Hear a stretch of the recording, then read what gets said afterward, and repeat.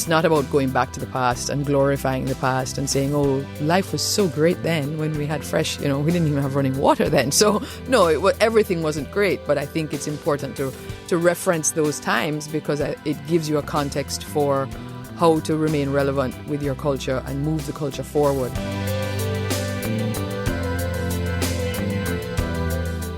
You're listening to the Taste Podcast. I'm Senior Editor Anna Heasel, and I'm here with Editor-in-Chief Matt Rodbard. On today's show, Anna talks to Michelle and Suzanne Rousseau, the sisters behind the book Provisions, The Roots of Caribbean Cooking. Later, I'll be talking to Gretchen Rubin, who you may know as the author of The Happiness Project. We'll be talking about her latest book, Outer Order, Inner Calm, and what it has to do with, staying calm in the kitchen. That's important. It is. But Anna, how is it hanging out with Michelle and Suzanne? They are so cool. The Rousseaus are awesome. They are sisters. They own a restaurant together in Kingston, Jamaica. Their great-grandmother in the 1930s, if you can believe it, owned one of the first commercial Jamaican patty companies in Kingston. That is a really good story. I want to read it. There's a lot of cool history in the book. But what's the food like in the book? What's the recipes like? The food is really exciting. It's all vegetarian. It all really hinges on these important ingredients to the West Indies. We talked about breadfruit and why it's so cool. We talked about plantains, how to tell when they're ripe. And we talked about culantro, an interesting herb that not a lot of people have heard of. Culantro is great. They have it all over Vietnam. I remember having it in many bowls of pho. Yeah. Here's Anna talking to Michelle and Suzanne.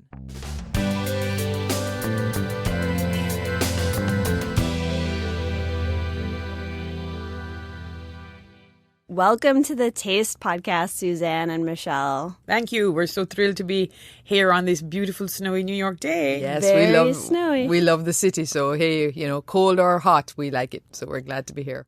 You are the authors of the new book, Provisions, The Roots of Caribbean Cooking. One of the through lines of the book that I've noticed is that it's a lot about the women of the Caribbean and the women who kind of created this cuisine of the West Indies. What made you decide to focus on women? My sister clearly wants me to answer that. I think our focus on women came really through a personal exploration of our own, female line. During our first cookbooks, our first cookbook, Caribbean Potluck, we sort of began an exploration of the family sort of line, and in that discovered all of this information about our great-grandmother, a woman named Martha Matilda Briggs, who had this really rich and powerful legacy in business and with food, a food business, and had this rich culinary legacy. She was the maker and owner of the Briggs Cafe, which was one of the first commercial patty makers in the island, which for those who don't know, or most I think in New York know what a Jamaican beef patty is, we just call it a patty, is now sort of commonplace and standard fare across Jamaica and every other part of the world as a snack or a quick lunch. And this was in the early 1930s. She was a woman of color in a sort of post-colonial time before even Jamaica was independent, and had this really rich legacy of both being a very successful businesswoman, written about in the newspapers. She advertised. She had court cases. She really she was very celebrated. Yet we had never heard of her, and no one in our family had really taken the time to discover or talk about her. And it just made us sort of stop and have a real moment of reflection, because our own life in business and our own career in food clearly was not just, a happenstance. It made us realize there was a much bigger story and a much bigger cycle and circle that we were connecting. And I think that discovery led us to mentioning her, but really wanting to explore more about the cuisine through the lens of a female perspective, because as always, for us, and certainly in many parts of the world, women have always been the sort of cooks and caregivers and nurturers and caretakers. And, that I think was the impetus. And how to do that then is really the story of Provisions. Yeah, and there hasn't always been a written record of the work that women do in the culinary space also. Is there a written account of your great-grandmother's patty recipe? No, there is no, unfortunately, and this was kind of the sad part that drove this impetus and this desire to tell this story in almost for me, it was almost a frantic way. I felt like a sense of urgency that it needed to come out, because despite all of that, despite all the accolade, the recognition, the references in local literature, various things, there is no actual documented patty recipe. So if we even wanted to relaunch that in our business now, it's something we would have to create because it doesn't exist. And I think that for us, what that really signified was that all of these women, especially in societies where there was slavery, and Jamaica was a sugar plantation society, so there's that slave culture. The role that women played was never ever documented in any way. The domestic life of a plantation was not something that either journals or writers or planters of the day or the era ever wrote about. And so the first narratives that you start to see about women and the role that women had on plantations is either mid-century, in the mid-1900s, 1950s when they started to do research, or, things that were penned by women of the era, recipe books and things like that. But that really started post-emancipation.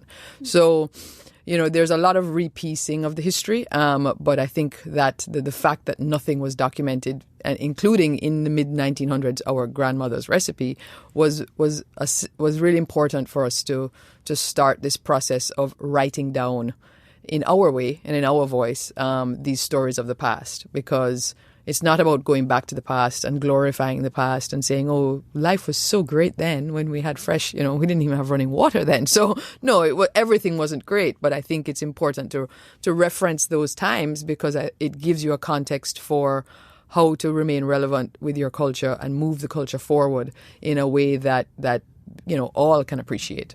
There are a few texts that you reference in Provisions, older cookbooks from the 1800s or maybe a little after. What was the process like of finding those? And were there any big surprises in cookbooks that you came across? The process was almost, I would say, a non-planned one. I think definitely non-planned. Yeah, we encountered, there was one book that was republished in Jamaica in more modern times, which was the Book of Jamaican Cookery, and that had herbal recipes and such. So I had access to that. It's no longer in publication, but I did have a copy of that. And, just reading through that was always very fascinating. But then as I was doing research in other types of journals, what I found was not a lot of cookbooks in that era, but a few female written journals that reference some of the same things and the same methods of preparation. And then when you get into the early 1900s, there's a wonderful cookbook that is actually by Nina Compton, the James Beard winner's grandmother, that out of St. Lucia. And she has this early 1900s, I'm not sure the exact date, maybe 1930s, 1940s. And again, some of those same recipes, same methods of preparation, different twists because it's a different island. But, and so it just kind of, things just fell into place. And it's connected the narrative connected for the dots. us. I think for us, the book sort of began to tell itself. Mm-hmm. We were very clear that we wanted to tell a book that very much took into account the history of the region from a perspective of how that history influenced the culinary landscapes of the day and how how the ingredients and the ways of eating the food, which really have remained very relevant and consistent, not only in Jamaica but across the region. When you jump around to other islands, how they came to play, how they came to be cooked the way they were, what were the influences that made them such, because I think no one had really ever stopped to look at it from that perspective. And so you see this very rich sort of combination of the things inherited from colonialism, dependent on who the colonizer was. In our case, it was the British. And those that then came from, the local residents in the form of slaves and then indigenous or the settlers. And so, we see that across the region. And so you find that across the region, they're the same ingredients, slightly varied ways of preparing them. And then obviously in the slave, the journals we found and the old cookbooks, a lot of those same references to different. And so that sort of began as really the core place where we were starting to tell the book. And then that female sort of narrative of it's all these women who were always cooking these things or rendering these foods, appetizing in very simple and very difficult circumstances. And certainly, of course, our grandmother then connected to that in the more modern day. And so I think the book began to sort of form out itself over time. And it was a long process. We were working on it for 3 years. I think the big surprise for us was how sophisticated the food was. despite being simple, and the range of ingredients they cooked with.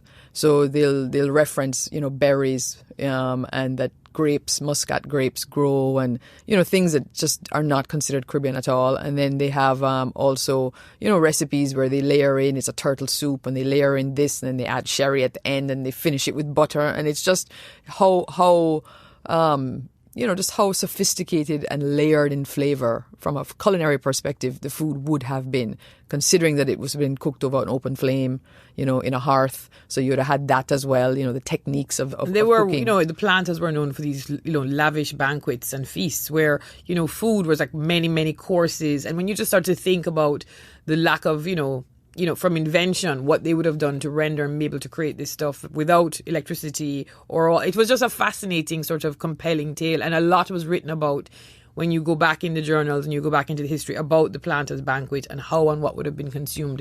So it really sort of, we spent a lot of time reading and looking and researching, and then really taking our own personal experience of growing up in Jamaica. We lived in Trinidad for a number of years. We travelled through the islands, always have, and just of looking at all of the commonalities that we experienced as a way to really bring a new light to what the food of this region and of the Caribbean and the West Indies is. Were you tempted at all to focus on Jamaica, or was it always going to be a project of the whole West Indies? We think we have a very global consciousness, and certainly we have a very pan-Caribbean consciousness, because we've always, growing up and living in Trinidad as well as Jamaica, we traveled a lot through other islands, and we've always been able to see those similarities and appreciate the differences between islands, because you may think it's just one place, but think of the difference between New Orleans and New York, you know what I mean? And the Caribbean is like that, so how it is in Trinidad is completely different from Grenada and St. Lucia and the French islands Haiti have a different influence. Yeah. The Spanish islands, it's really fascinating. So we really wanted to keep it, Jamaica is a core of it, and a lot of the stories do come from a personal experience and a personal narrative, but we wanted to also encompass the whole region, because we feel like a part of this common experience of being from the islands that a lot of people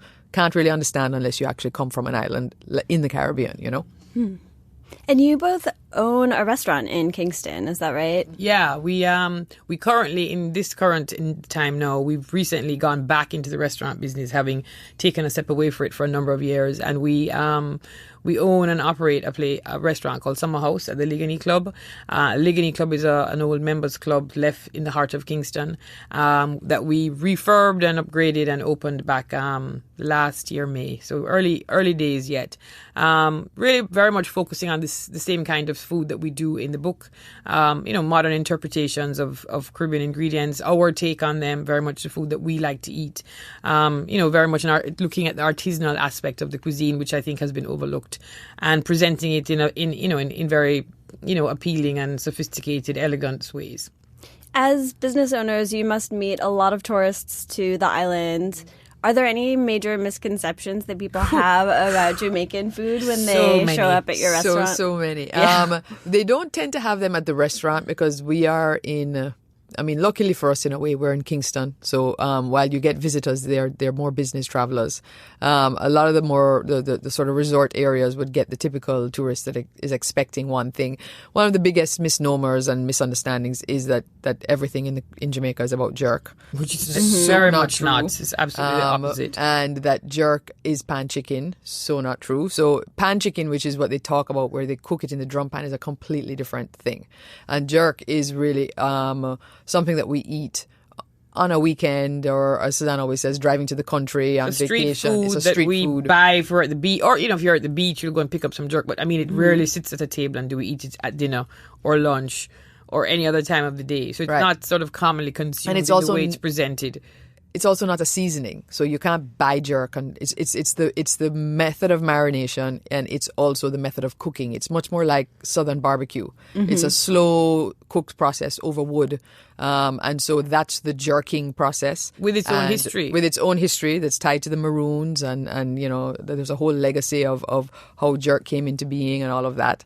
And, and it's also, so it's not something you can buy in a bottle and put on as anything. a seasoning on. Right. So, I'm sure all the tourist stores sell it, though. we see Just some little menus, and on the packets. menus here when we come to the States, it's always interesting. A jerk chicken sandwich, we're like, which is basically a jerk sauce or a jerk marinade, which is really not how it's consumed. The best way to have jerk is really, out of a foil with a piece of hardo bread, fresh, chopped on a wood chopper, right off the pimento wood, smoker. People will do it with chicken, but it's originally pork. Yeah, and it's best. It was with done with pork. wild hog because the Maroons who were free slaves who lived in the mountains would capture hog and they would bury a pit and they would slow smoke it over a couple of days. And they would eat it that way. So that's how it was typically consumed. So you get a lot of diners come into your restaurant and just saying, "Where's the jerk chicken?" No, not really. 'Cause I would say no. I would say quite the opposite. I think our client base is much more Kingstonians and business people, and much more expats and travelers who really know that jerk isn't eaten that way at all. I think that's something that is very much an outside perspective of the cuisine, which is really not at all how people see it in Kingston. And I do think when tourists are there, they are taken out to traditional jerk centres to get jerk and will have it with, wherever they can on the island, because there are a lot of them. I think another big misnomer is that, the range of fruit and vegetable and produce that is available and consumed on a daily basis is also fairly misunderstood and unknown.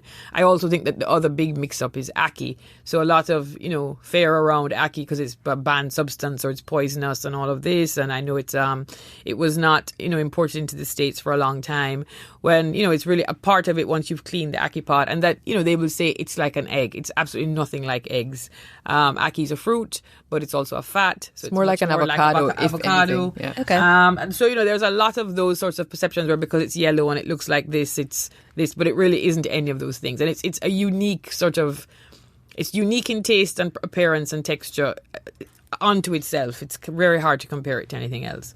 I'd like to talk about the title of the book. What does provisions mean in the context of your book? It means something a little different than what we tend to think of provisions. Sure. There's a play on words for us, really. There's a play on words.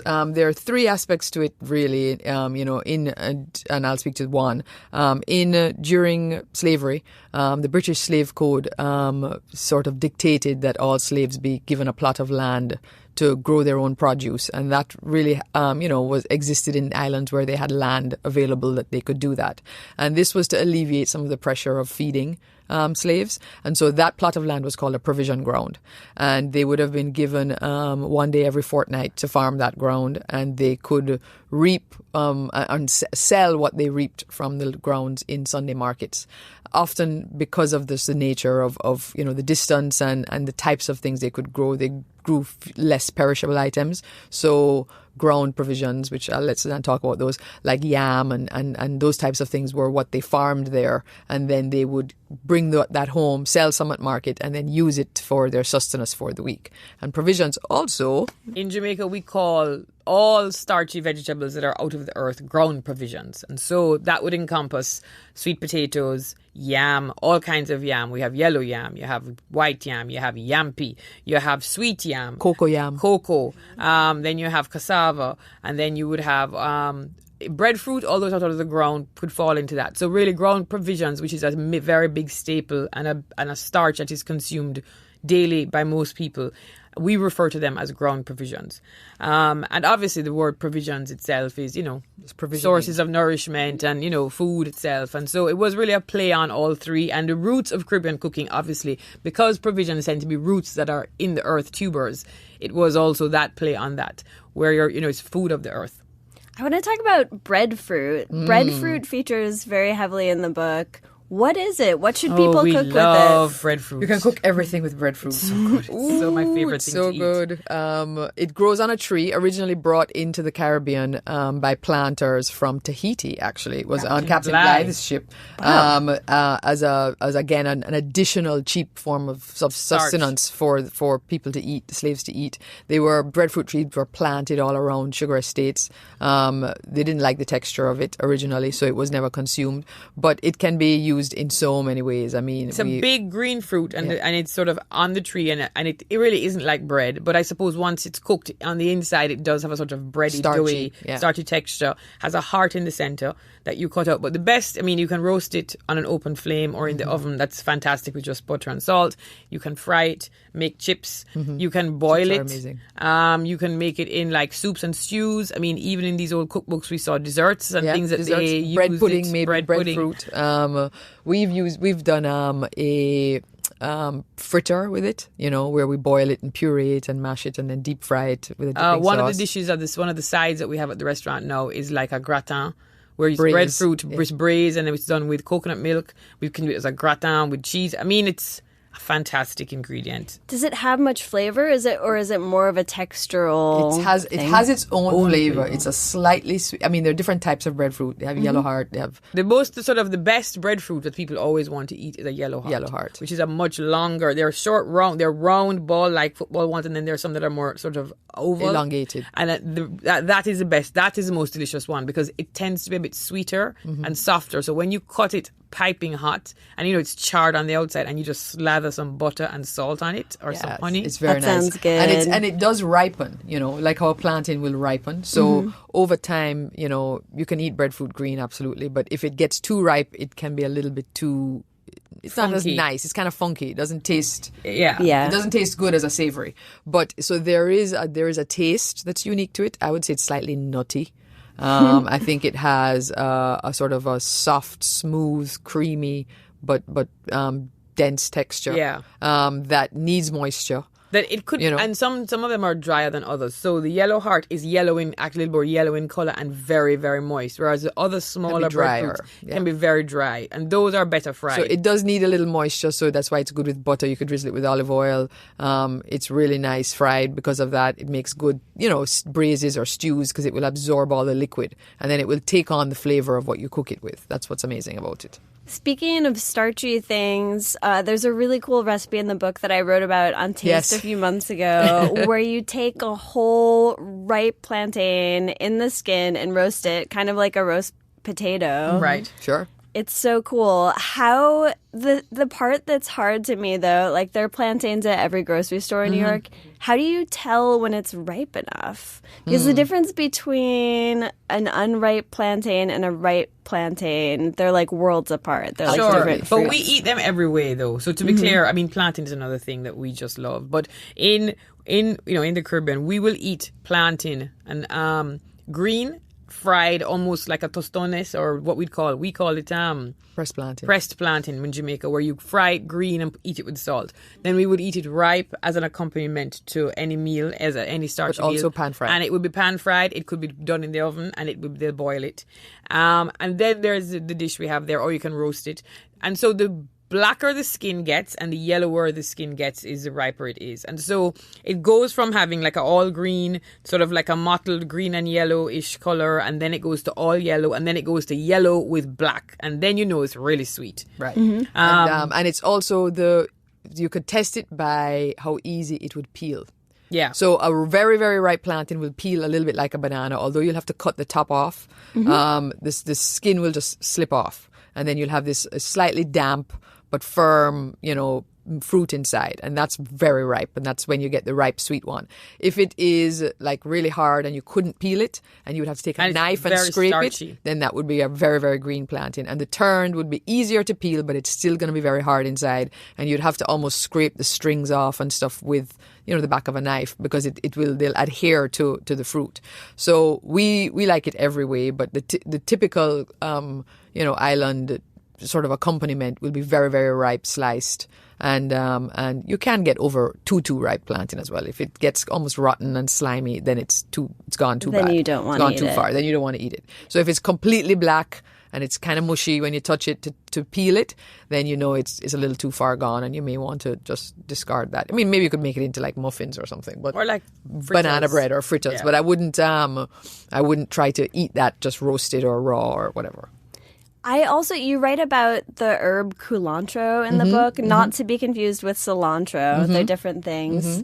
How do you use culantro and what is it like? That's another one that I see sometimes at the grocery store. I'm always curious about it. I mean, it tastes a lot like cilantro. In Trinidad, this is a big part of our life in Trinidad growing up. So in Trinidad, it's called shadow benny. And it's in everything. It's a big part of it's a big mainstay of the diet, of the flavor profile of Trinidadian cuisine in various forms, sometimes in both the Creole and the Indian. And I think it's a Latin American or South American herb. Venezuela is very close to Trinidad, so I think it's very Trinidadian food has that influence along with the French influence and the Portuguese and the Indian. It's thicker and broader leaves and thicker. It's not so. It's much more resinous than very watery fine cilantro. And I mean, you cook it sort of the same way. You can use it. They're pretty interchangeable, and you use it to season really much anything you want. If you like the flavor, let's put a quota. Some people hate cilantro. Yeah. Some love it. So I think culantro would be the same because it has a similar flavor profile. And you it's like they say you have this, some people say it tastes like soap. I don't get that at all. No. So they say you have the cilantro gene or you don't have it. And apparently this is a scientific thing. I don't know this for a fact, so I could be chatting foolishness. But I've been told this is a scientific thing that you either have that like cilantro or hate cilantro gene. The thing with culantro to remember is that it is very... it won't be as easy to eat raw. You would have to chiffonade it very fine. It's better for seasoning, cooking, makes a fantastic pesto. Yeah. Chimichurri, salsa verde, it's good in pepper sauces, things blended out. So you wouldn't necessarily I would eat it in a salad, but I don't know, it may be intense for some people. Yeah, and maybe it's thicker. The leaf is thicker and broader. And still that really strong, kind of soapy, very strong, light, soapy, refreshing taste. Which I like. What has been the recipe from the book that people are cooking the most? Well, that's a good question. Yeah, I don't know. It's hard. I think it's so interesting because I think everyone takes something different from it. We did an interview recently, and the interviewer just absolutely loved the provisions bowl because it was so simple.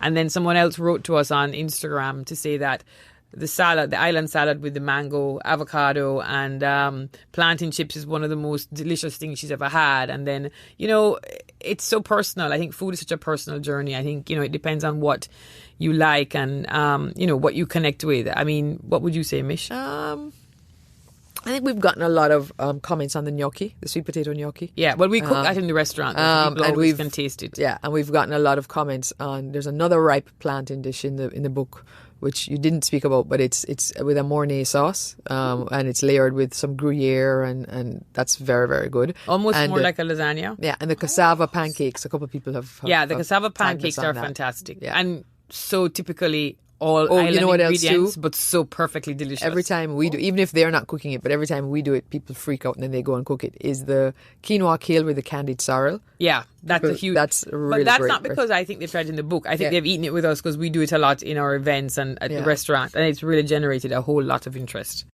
Cool. I can't wait to cook more out of this book. Thank you so much for coming, Suzanne and Michelle. It's such a pleasure to be here. We're glad you like the book. It's very flattering for us, and we're very grateful. It's a really cool book and beautiful photos too. Yes, Ellen Silverman was our photographer, and she is such a master. We had a really great team of women that worked with us, and we did it all at home in my house in Jamaica. Amazing. So it was a really joyful project. That's really cool. It really shows. Thank you. Thank you.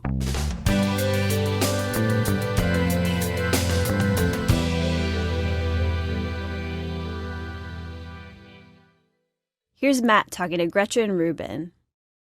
Gretchen Rubin, thank you for joining the Taste Podcast. Oh, I'm so happy to be talking to you. I'm really excited. I just stopped. You wrote about mise en place. Oh, yes. Which is a word we use all the time at Taste. It's super important with cooking. Yeah. But you write about it in a different context. Tell me about that. Right. So mise en place is like things in their place. It's, the French phrase. And it's about when a chef or someone who's getting ready to cook has everything together. They have the ingredients, they're chopped, they're measured, they have all the tools that they need. And so when a person's ready to start cooking, they have everything they need kind of beautifully. And the idea is it's beautifully arranged in these beautiful little bowls. And so I think if you're trying to pay bills, it's just much more satisfying if everything you need is right at hand. Or like I have something called my special drawer. We don't have a more imaginative name for it. And it's like any kind of like thing that I need is in the special drawer. And so it's just that feeling of having your tools at hand just makes working feel so much more effortless and satisfying than if every 10 minutes you have to jump up and go hunt down a pair of scissors. So the important part is putting the time into the preparation, yes. Right? Seeing preparation as a stage. That's what I love about mise en place. It is a stage. It's something that is worth consideration and taking time, because I think sometimes we feel like, well, I should just get started. I need to just jump in. And then you end up spending more time because you're not set up. I also like clean as you go, yes. Which is another really a pinnacle of home cooking. We talk about it often on Taste is when you're cooking, you have to be mindful of that. You don't want that pile of dishes. Right. So let's also talk about that clean as you go mentality in your life in general. No, I mean, one of them is the 1 minute rule. This is something where if you can do something in less than a minute, do it without delay. Because a lot of times the things that you clean as you go, they don't take much effort. You could hang up your coat. You could put your dirty socks in the hamper. You could put the cap back on the toothpaste and put it back in the cabinet. And just by saying it's less than a minute, that somehow makes people feel like it's more possible. And then all those little tasks are taken care of as you go. And so when you look back over your shoulder, you don't see this just disaster that you're going to have to walk back into, but everything's sort of been taken care of en route.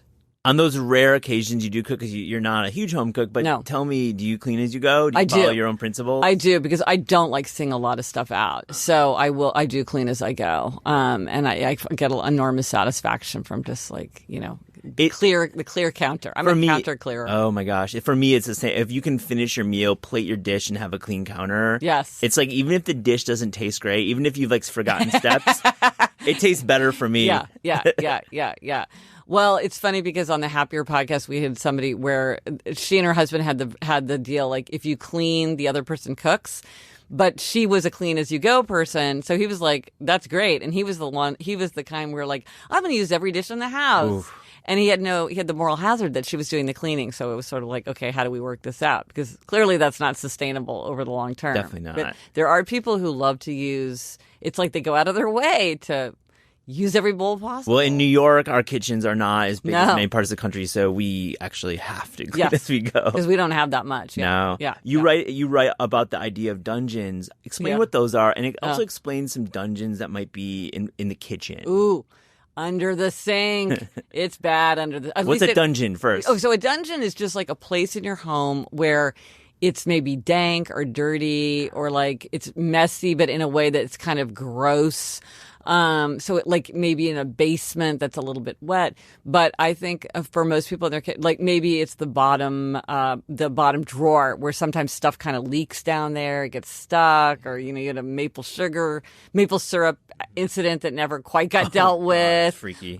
Ketchup, kind of, or like you open up, maybe there's a drawer like the cutlery drawer where it's open all the time, so it gets crumbs in it, and it's just like you look in there and you're like, oh man, that's just nasty, but am I going to take that 1 minute? Take the time, and you will feel amazing. And under the sink, it's like clear that stuff out. And when you clear out a dungeon, it's almost disproportionately good because since you've solved something that was really a drag, it feels great. Feels so good. You also write about the idea of the broken window. Yes. So how does the broken window approach to organization and just your mentality apply to the kitchen? Well, there's certain things that just signal to people that things are out of control. Now, for a lot of people, the kitchen, because it's such a used, beloved place in the household, it just becomes a repository of everything. And like everybody's got a counter, or like it's the end of the table or something where everything just starts getting piled up and piled up.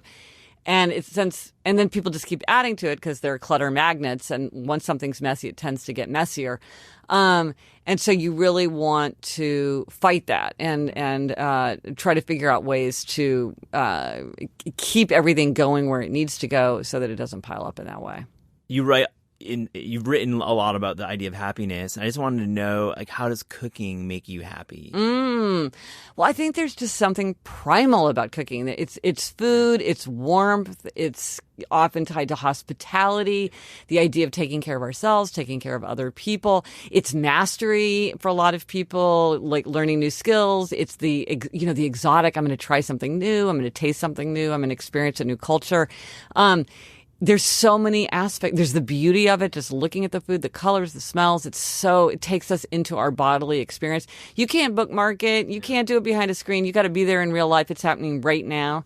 And so I think there is just something very, very special about food and about cooking. Do you buy this idea of like unplugging and cooking being a way to unplug, put that phone away, put it away in like 3 rooms away? Well, I think it depends on who you are, because I certainly know a lot of people who I love to listen to your podcast while cooking. Like for some people, it's a pleasant time to kind of space out and, So I think for each of us, you have to think about, well, what do you want it to be? Do you want it to be a time of silence and you're really in the moment? Do you want to have it to be a time when you're listening to, or maybe you're listening to an audiobook? For a lot of people, these kind of household times can be a time to listen to an audiobook. You might not have time in your life to read, but you could listen to an audiobook while you're loading the dishwasher.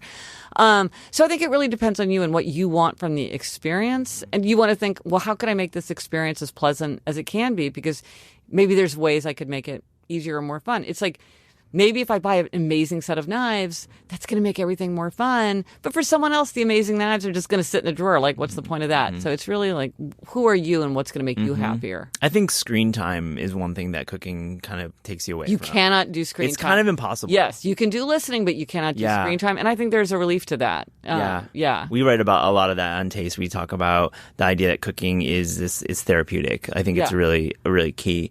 Well, and I think it's also that it does take you into I think we want to connect with our bodies, and screen time is it's only sight, and it doesn't even really feel like looking. But cooking, it's the flavors, it's the texture, things changing color, translucence, and the smells, and it's changing, and temperature. It's very, very physical in a pleasant way. Okay, you said you didn't cook, but honestly, the way you talk about food, you obviously have at least one recipe. For our last question, I wanted to know, what is your go-to recipe that you... Scrambled eggs! Okay. Oh, I eat scrambled eggs every day. I never tire of scrambled eggs. I love scrambled eggs. I feel like eggs are they're a perfect food. They're beautiful. I love to look at them in the carton. I like the kind of the creative destruction of breaking the shells. I really love the egg. Take me through your eggs, because there's a couple ways you can scramble. You can do hard scrambles where they're a little bit harder, that's what I like. So you don't like the mushy No, ones? No. I like the hard ones. Yeah. No, I like them really dry. Yeah. See, I was about you? that way until I learned. Actually, Chrissy Teigen had this soft egg recipe when she was just a blogger before she had books. Yeah. And I was like, wow, soft eggs. Well, try it one time. Just pull it off when you think it's raw. Because remember, after you pull it off the heat, it's going to cook for another minute to a minute and a half in the pan. Right. So when you think it's too raw, pull it off. On your plate. Try it. Okay. Try it. Excellent. Yeah. I will dramatically. Yeah, double my possibilities. I want to. Yeah, I want to see it on Instagram. Okay. All right. I'll do it. Gretchen Rubin, thank you for joining the Taste Podcast. Oh, it was so much fun to talk to you. Thanks for having me.